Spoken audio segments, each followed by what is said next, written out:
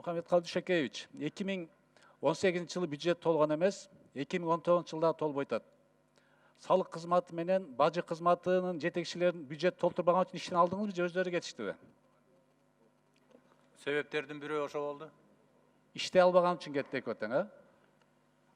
Себептердин бирөө ошол планды толтурбаганы болду. Быйылкыга кандай болот эми план? Эки жаңы жетекчи толтурабы, толтура албайбы? Азыркы өзгөртүүлөрдү колдоп берсеңиздер толтурат.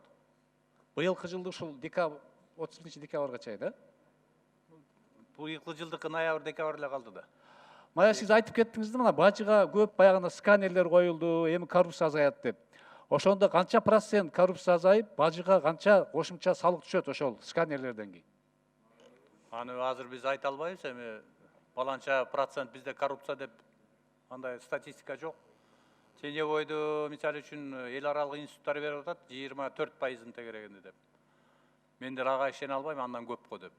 Анан бажы кызматынан дагы бир көмүскөдө жаткан маселелер бар, каражаттар өтүп атканы бар деп ойлойм. А сиз бажы кызматына конкреттүү тапшырма коя албайсызбы? Ушулар жоюлуп атат, давай мынанча процент көбөйтөсүн деп. Азыр коелук, коюп бүткөндөн системанын баарын анан планды айтабыз. Анда экинчи окууда да бул маселени көтөрөлү.